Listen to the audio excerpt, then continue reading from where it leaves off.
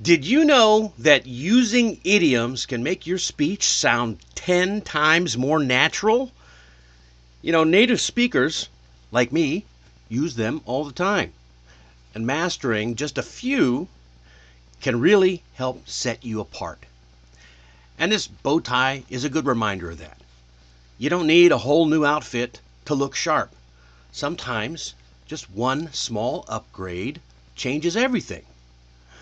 Idioms, they work the same way. You don't need hundreds, you just need a handful that you can actually use in meetings or emails or presentations and just everyday conversations. Now, idioms can seem a little bit tough or daunting, but here's a simple way to learn and remember them. Don't just study idioms alone.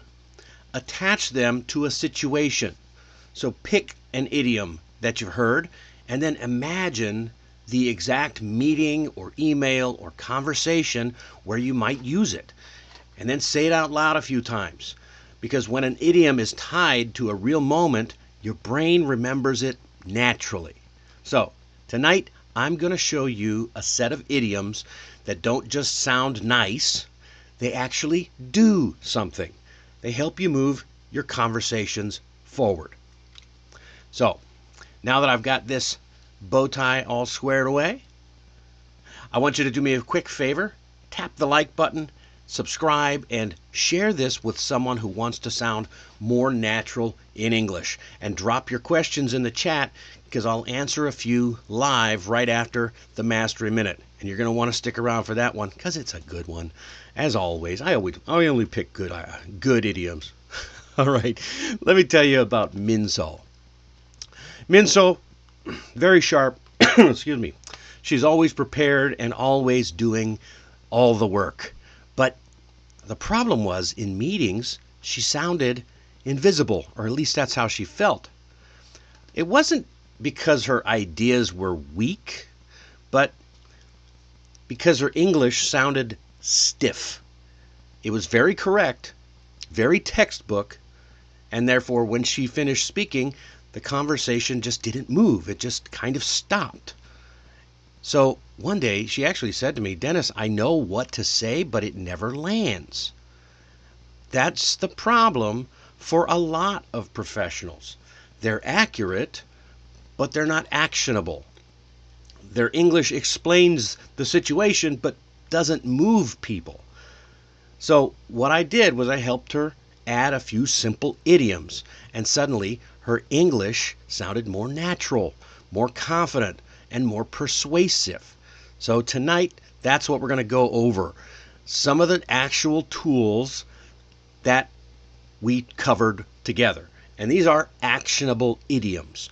They're phrases native speakers use when they want progress, decisions, and momentum. So let's break it down a little bit. Why do these matter? Well, before we jump into the phrases, let's answer one important question. Why do they matter? Well, it goes beyond just being correct. It's about being effective. And when you use actionable idioms, they signal that you have confidence, that you have experience and clarity. They help you sound like someone who doesn't just understand the situation, but someone who knows what to do next. And that's why they help you to drive action. So let's walk through 5 of some of the most useful idioms in the office. So the first one, move the needle. Move the needle. This is one of the most common idioms that you'll hear in business or tech and strategy conversations.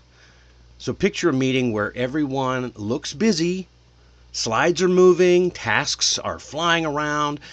On paper, it may feel like it's productive, but then someone pauses to ask, okay, but is this actually moving the needle? Yeah, we're doing a lot of work, but is it changing everything? Well, that's what it means to move the needle. It means to create real visible change, not just a bunch of effort, but progress that you can point to. So where does that come from? It's easy. Look, it comes from the old style dials. We still use these all over the place. That we used to measure things. If the needle doesn't move, that means nothing is changing, no matter how hard you worked. Sometimes, if it's a machine, sometimes you want the needle to not move. But in the business sense, when someone says, this really won't move the needle, they're saying that this won't change the outcome. So, like, how can we use this? Well, someone might say, well, the strategy really won't move the needle, or will move the needle. Okay, all right, yeah. And that's why this is a very powerful idiom. It separates being busy from just being effective. And when you use it, you sound focused on results and not just activity. Now, when something does make a real difference, there's another idiom that people love to use, and that is game changer. You usually hear this one when a conversation suddenly gets excited. Picture that meeting where it feels like everything is stuck. Everyone has the same ideas, the same limits, the same problems. It's going in circles. They're not moving the needle. And then someone says, well, what if we tried this instead? Oh, the room perks up. And that's when someone else goes, yeah, that could be a game changer. So a game changer is something that doesn't just improve the situation, it reshapes it. Now, this comes from sports, as you see. In sports, one unexpected play can flip the momentum of the game. It can change the strategy and force everyone to rethink how the game is played.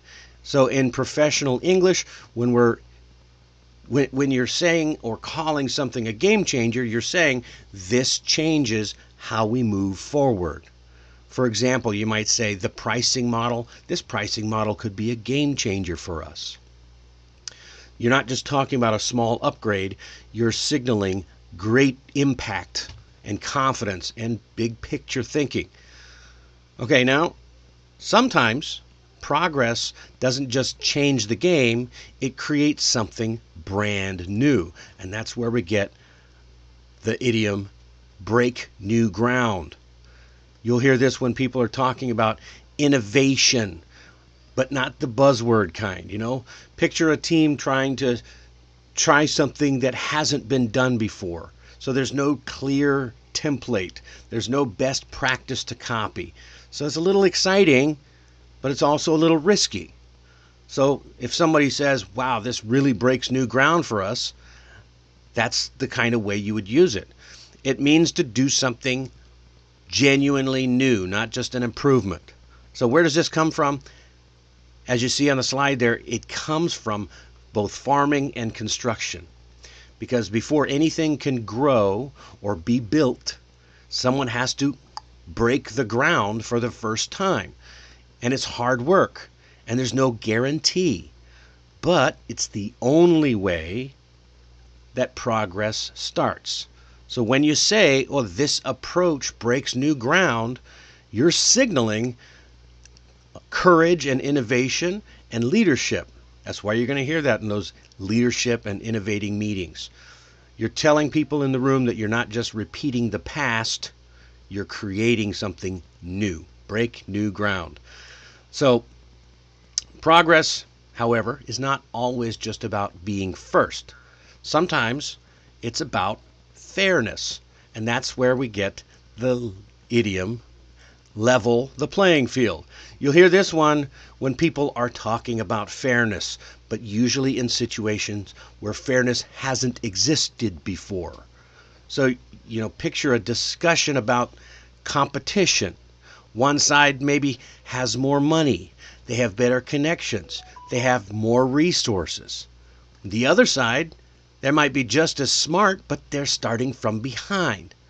This is when somebody might say, oh, this could really level the playing field. Oh, to level the playing field means to remove unfair advantages so that everyone has a real chance. And that's what that's all about. Why do we say the playing field? Well, it comes from sports. The playing field is the field where we're playing on. If one side of the field slopes downhill, then one team will always have the advantage. So before the game starts, you have to flatten the field.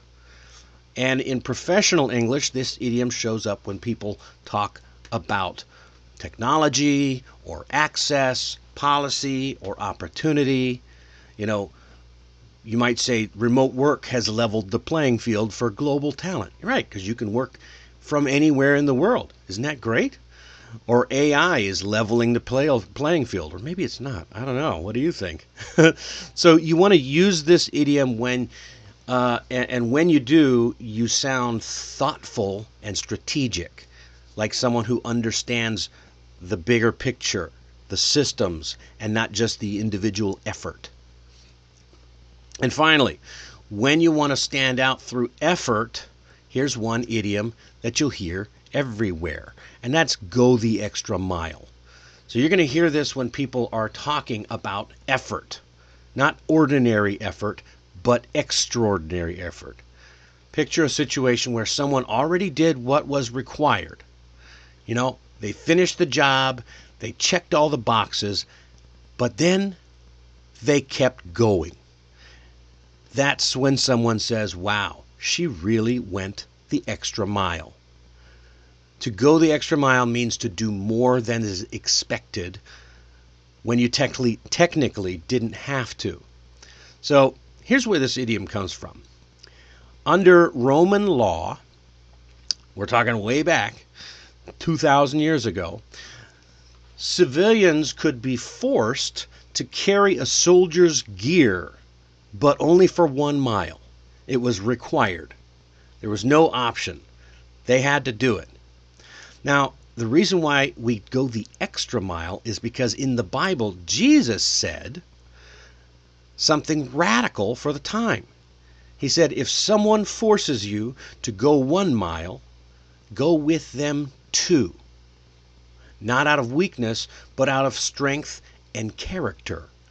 So the idea stuck. Going the extra mile became a symbol of integrity and generosity, and choosing excellence when nobody is forcing you to. So when you say she goes the extra mile for her clients, you're not just praising her hard work, you're saying that this is someone that people can trust because they fully show up even when it's inconvenient. Have you ever gone the extra mile for people? I sure hope so. It's one of the strongest idioms you can use to describe professionalism, and it's a great compliment. So, here's what I want you to remember. Idioms are not decorations.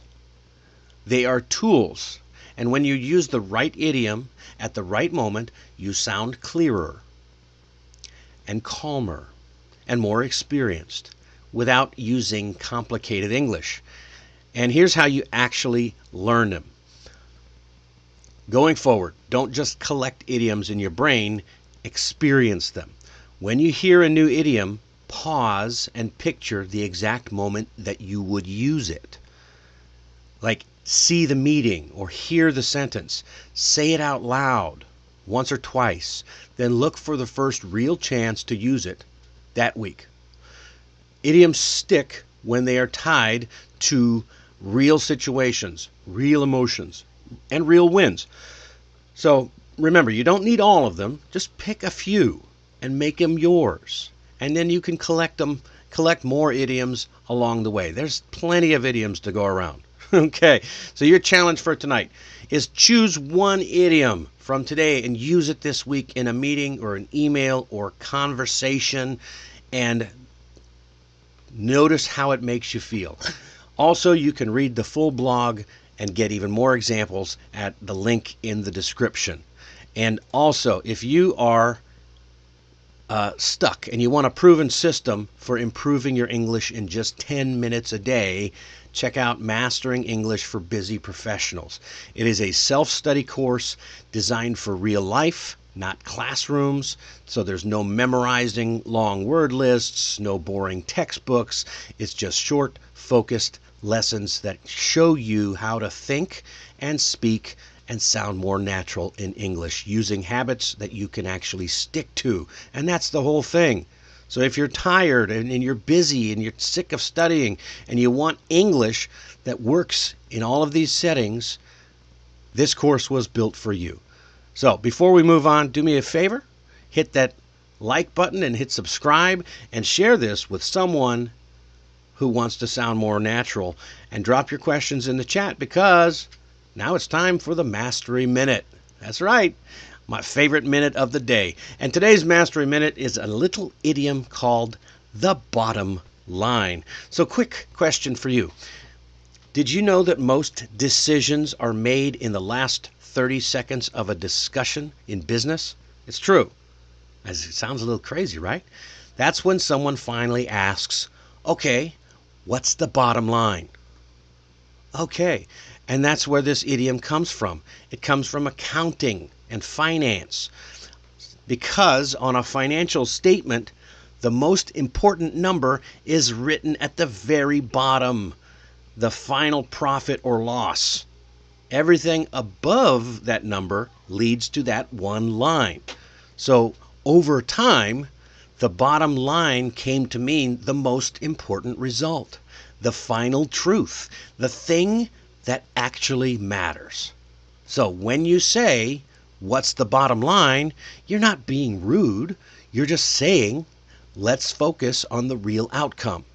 And here's how it sounds in real life. Okay, we've talked about a lot of options, but the bottom line is this saves us time and money. Right? You might even use it when you're buying a car and you're trying to weigh the options. What's the bottom line? Very easy, right? So you're going to sound more clear and confident and decisive. And if you want to sound like someone who understands results, not just the details at the top, this is a powerful idiom to keep in your toolkit. Remember that toolkit. All right, that's all the time we have for today. We learned several idioms tonight so that you can sound more natural and help you take action.